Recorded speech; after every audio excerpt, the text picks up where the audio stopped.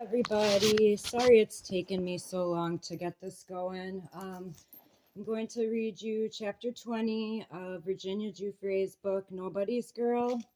And yeah, let's just get right into it. Where the fuck is the. Oh, here it is. Okay. So it's called Welcome to the World. I loved it when Robbie called me his missus. There was so much fondness in the way he liked it, or in the way he said it. I liked how proud he was when he told people I was his. But the truth is that the first years of our marriage were tough on both me and Robbie. He chalks it up that to one single fact. I didn't trust anyone. I hate it when he says that because it makes me sound harsh, but he isn't wrong. In my core, I knew that men were selfish, women were duplicitous, and anyone could be cruel. I knew these things like I knew that dogs have fleas. It was a fact that I had proven to me again and again and again. People could not be relied upon. At my worst moments, even Robbie wasn't safe from my near nihilistic belief system. I was suspicious and sometimes outright accused him of not having my back. A voice inside me still warned, don't let your guard down or you'll get hurt. So I told him I thought he didn't understand me, that he never could, and that I didn't believe I could truly count on him. Those words hurt him because they weren't true, so he'd blow his stack. Robbie had a temper. While he tried to keep himself in check when I provoked him, either by accident or on purpose, there was no denying his anger was there. And yet somehow, after we fought, we always came back together. What bound us to one another was stronger than all the forces and flaws that threatened to divide us. In 2005, we escaped the bustle and noise of Sydney and moved to Blue Bay on the Central Coast. I loved how peaceful it was there. We could walk from our house to the beach, which Robbie and I made a point of doing every day. Robbie was apprenticing to become a bricklayer. I was working as a receptionist for a company called Employment Training and Recruitment Australia, which coached unemployed people on how to find jobs, helping them polish up their resumes and ace their interviews. I would need that. I'd actually been hired after I went to them for help. My office was walking distance from our apartment, so we only needed one car. We still had little money, and at times I waitressed at night to help pay our bills. But Robbie and I were getting along, and once in a while I'd wonder what it was like if we could have kids. I had never forgotten the doctors who told me becoming a mother was highly unlikely. At different points in my life, I had been told that one of my fallopian tubes was blocked, and I had a polycystic ovaries, among other problems. I have that, polycystic ovaries. When I told Robbie that, but that was after. Like, I think I got it from an IUD, actually. Because every time I had IUDs, I always ended up getting some sort of problem down there. So, yeah, I don't do that anymore. No birth control for me anymore. Anyways, when I told Robbie that, however, he joked that my eggs had never seen sperm like his before. They have hatchets on them, he boasted before giving me one of his big bear hugs. Don't worry, Jenna. Why don't we just leave it up to fate? In July 2005, we went out and had what Robbie calls a big slosh night at our local RSL club, which is a peculiarly Australian institution. The Returned and Services League was founded in 1916 after World War I, and its clubs were created as gathering points for returned military and their family members. We loved the RSL near us because the food was great, the cocktails were strong, and the prices were relatively cheap. We ordered lamb shanks and played a little Keno in the casino, and both of us were drinking like camels. By the time we got home, we were so tipsy that it seemed too difficult to climb the stairs to our apartment.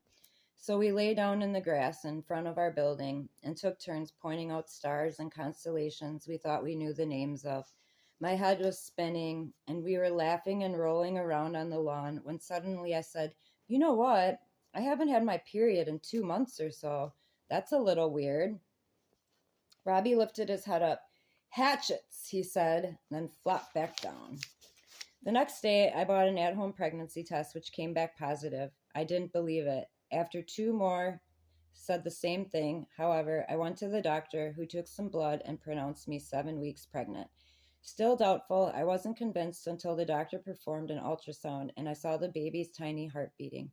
Robbie was thrilled. We had beaten the odds. Maybe one of those 7 strings we tied to our wrists on our wedding day and left there until they disintegrated had worked its magic on our fertility. Or maybe the doctors who had evaluated me 5 years ago had made a mistake. Either way, we were going to be parents, and we couldn't have been more elated. We went out for breakfast to celebrate. I have a photo of me sitting on Robbie's lap afterward, grinning my face off. Then we got home, we called our families, and announced, "We're having a baby!" I loved being pregnant. I was empowered by the idea that I had someone bigger than me and myself to live for. Right away, I started assembling a baby book. On the parents to be page, I affixed photos of me in a bikini, my belly protruding, and of Robbie and me laughing, our arms around one another. Right away, I began singing the alphabet song to my tummy, along with the Itsy Bitsy Spider, because I heard music was good for the baby's brain.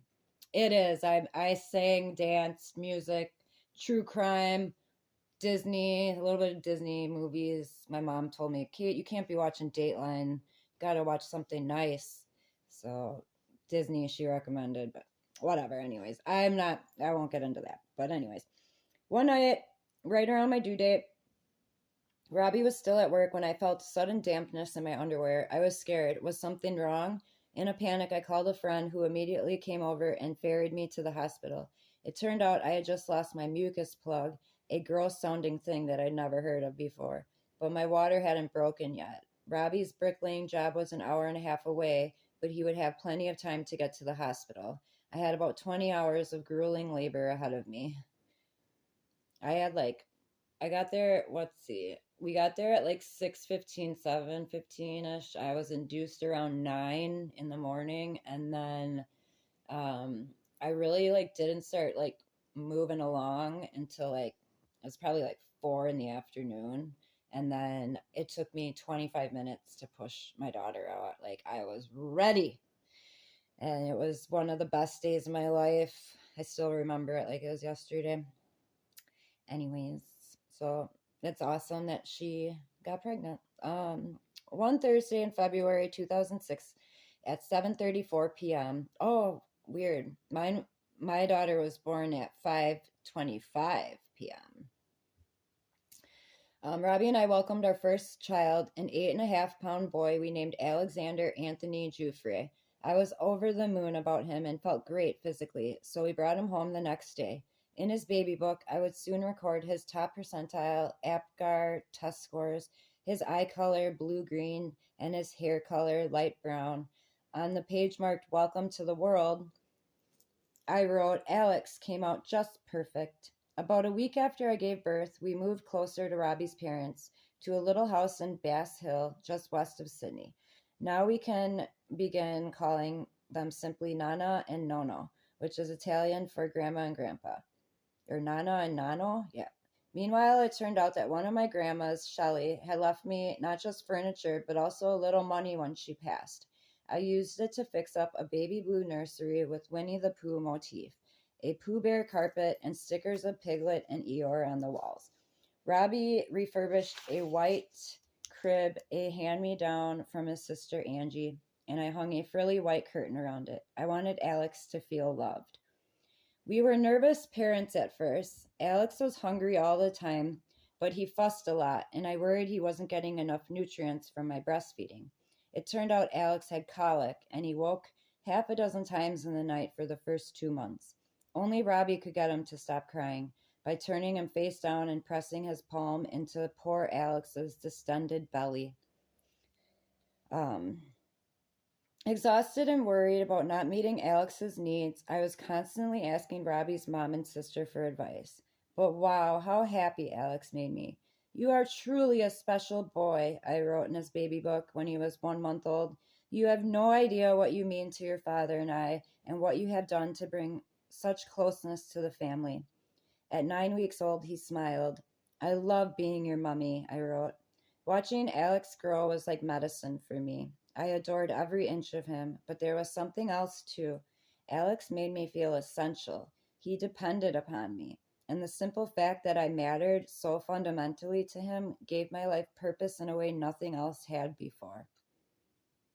I know that. Every parent knows how healing it can be to give your child something you didn't receive as a child. Sometimes it felt that by tending to him, I was tending to the child I had been, given giving myself the love that I needed. By keeping Alex safe and warm and fed and happy, I also got to experience all those feelings as the grown up mom that I was now, but also as the affection starved little girl I used to be. In August 2006, when Alex was 5 months old, I was surprised to discover I was pregnant again. I had thought that while I was breastfeeding, that couldn't happen. Sorry, that's my rib, just so you know. It's not a whatever fat roll. Anyways, I thought that while I was breastfeeding, that couldn't happen. My doctor just shook his head when I told him that old wives' tale. Having been born 5 years apart from each of my brothers, I liked the idea of my kids coming so close together. Still, a second pregnancy was a lot to handle. Becoming a parent had put me on a steep learning curve, and I was just barely keeping up. I also worried about money, which we never had enough of. Robbie was overjoyed, though. We'd figure it all out somehow, he said. In addition to changing our lives in 1,000 other ways, Alex's arrival made me think about a lot about the importance of family. I wanted my son to feel connected to his relatives in a way that I didn't. Robbie's extended family was there for us for sure, but I found myself missing my parents, or at least the parents I wished I had. In Alex's baby book, I had written, "Remember, Alex, friends come and go, but your family is forever. We must always look out for each other and create memories together. Most important thing in life, family." And then I had drawn a heart. But I felt like a hypocrite. While Robbie's parents were around all the time, mine had never come to visit, and I talked to them infrequently. Now I began to wonder how I could make things okay between me and my mom and dad. "I've had too much hate towards them," I told Robbie. "The past is the past. We have a happy family now. I want to let go of my hate." An idea had been percolating in my head. I knew Mom, who is afraid of flying, probably couldn't handle a 16-hour trip. But I was thinking of inviting Dad to come. Don't do that, to come meet Alex. "I want to give him another chance, a do-over," I told Robbie. My husband was reluctant. Yeah, I would be too. "I mean, what kind of man does that to his daughter, what he did to you?" he asked. But seeing how much reconciliation mattered to me, he gritted his teeth and said, "Okay." Damn it. In September 2006, Dad arrived, and my mother in law insisted on making a huge breakfast feast to welcome him. As we headed over to their place just a few blocks away, I was fretting, worried that Dad would embarrass me. And he did, the moment he walked in Nina's door by announcing that he wasn't hungry. "I already had McDonald's this morning," he said, which basically guaranteed Nina wouldn't like him. "You don't tell the Jufrey clan that you won't eat their food." We stayed an hour, then headed back home. After that, we didn't take Dad out much, but the rest of the week-long visit went okay. My dad, however, was still my dad. There's a photo of him in Alex's baby book holding a beer bottle to my infant son's lips. "You and Grandpa Sky sharing your first brewski together," reads the caption I wrote, making the best of it.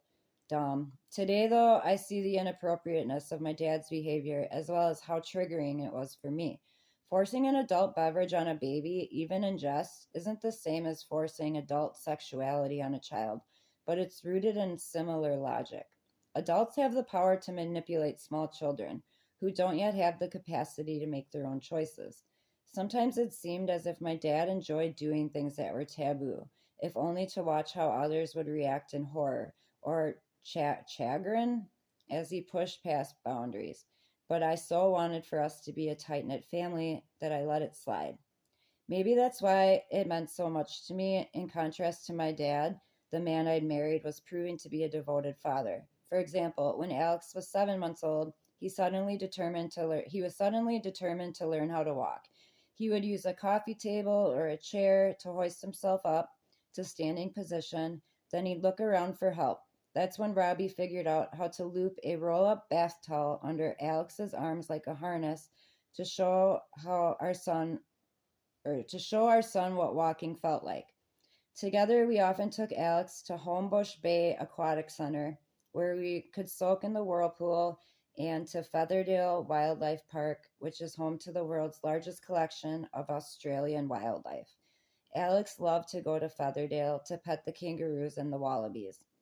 In early 2007, we had a scare about baby number 2. During a routine ultrasound, doctors observed that our unborn baby might have a tiny hole in his heart.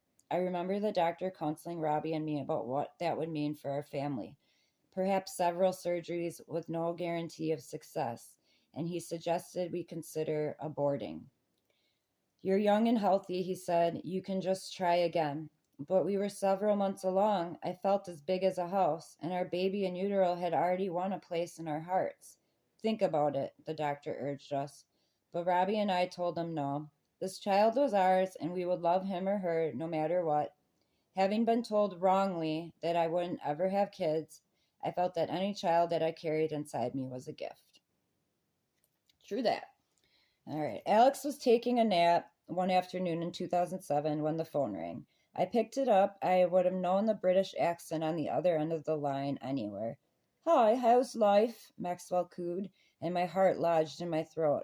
For 5 years, not a day had gone by that I didn't think about the possibility of Epstein and Maxwell somehow tracking me down. Now all my old fears came racing to the surface. Maxwell was exactly as I remembered her. Breezy, charming, pushing an agenda. After a little chit-chat, she zeroed in on the purpose of her call. I can't believe this, but after everything he's done for all those girls, Jeffrey's being investigated, she told me. Have you been contacted? I told her no. I knew nothing about any inquiry and had no intention of trying to find out. Maxwell said that I'd be taken care of if I refused to cooperate with investigators. So as long as you don't say anything, everything is fine, she said, even implying I might be investigated too, as if we were all in on this together. If you need any legal help, we're here to help you. All I wanted to do was slam the phone down and rip its cord out of the wall, but I was afraid that if I expressed hostility, Maxwell would see me as her enemy and punish me. I was 8 months pregnant with a 1-year-old and a husband who was at work from 6 a.m. to 7 p.m. As my grandma Shelley used to say, there are times to kick the hornet's nest and times not to. This was not a time for kicking. I promised I wouldn't speak to anyone. I've started a new life, Ghislaine, I said. I just want to be left alone. I hoped that was the end of it, but a few days later, Epstein called. He said hello and tried to make nice at first, as if we were dear friends who'd somehow fallen out of touch. Never good at pleasantries, though. He added abruptly, I'm having my lawyer tape this conversation. I would later learn that Epstein had assembled a veritable army of high-profile lawyers to defend him from the allegations. Gerald LaCourte, Roy Black, former U.S. Solicitor Ken Starr, and other well-known men. I don't know any of them. I don't remember which lawyer this was, but after he introduced himself, he explained that an investigation into Epstein was ongoing and that it was based on allegations made by women who'd worked as strippers and prostitutes or were drug addicts. I didn't need a translator to grasp his not-so-subtle point. The accusers had no credibility, and anyone who turned against Epstein was a skank who would be discredited. Just as in my call with Maxwell, threatening energy zinged through the phone line and hung in the air. I suddenly needed to sit down, so I did, resting the bulky landline telephone on my protruding stomach. When Epstein pressed me, have you talked to anybody? Are you going to? I was determined to reassure him. I knew in my bones that if I didn't give him the answers he wanted, he would hurt me and my family. Look, like I told Ghislaine, I'm not going to say anything to anyone. Epstein repeated some of Maxwell's crap about wanting to take care of me if I needed legal advice or anything else. I don't need your help, Jeffrey, I told him nonchalantly, trying to mask the terror overtaking me. I'm a mom now. I'm happy. I don't want anything to do with this. I remembered how he used to boast about having law enforcement in his pocket. Now that he and Maxwell had found my phone number, I was sure that they also knew Robbie's and my street address. Jeffrey, I have to ask, where is all this coming from? I said before we hung up. I guess I was trying to sound as if I were on his team, but I was also curious. After so many years of surrounding himself with young girls in public, at parties, in airports, and all over the world, after so many years flaunting his predilections and boasting of his superiority, Epstein had made some sort of misstep. Even as he deflected, ignoring my question, I couldn't help but wonder what it was. Only a few days passed before the phone rang again. The man on the line told me he was with the FBI and that I had been identified as a victim of Jeffrey Epstein's. I braced myself for an interrogation, but nothing could have prepared me for how immediately explicit his questions were. Have you ever had sex with Epstein? Has Epstein ever ejaculated in front of you? The man kept going in this vein, saying photos of me had been found in Epstein's Palm Beach house. But was the caller really an FBI agent, I wondered, or was this one of Epstein and Maxwell's minions testing my loyalty? How had this agent located me? This isn't a good time, I managed to say. I have nothing to tell you. Goodbye. It would be a long time before I found out what specifically had led law enforcement to begin looking into Epstein. But while I had little sense of what was happening on the other side of the world, I knew this. Epstein had barged back into my life, and I had a feeling he wasn't going to disappear anytime soon. And that is the end of chapter 20. And the next one is chapter 21, A Person of Interest. And that one is actually really short. So I might make a separate video for that one later on tonight. Okay? So we'll read chapter 21 tonight. And yeah, just give me a little bit of time. Today has been really hectic. My mom ended up falling and she's in the emergency room right now. We got to find out if her foot is broken. So just add that onto the list of fucking up my fuck my life kind of shit. So anyways, I love you guys all. Thanks for listening to me. And I'll do the chapter later tonight, chapter 21, okay? I promise, because I've been so bad with getting these out. I'm really bad with this, and it's my first time doing it, so just bear with me. All right, I'm human. I'm not perfect, obviously. All right, love you guys. Bye.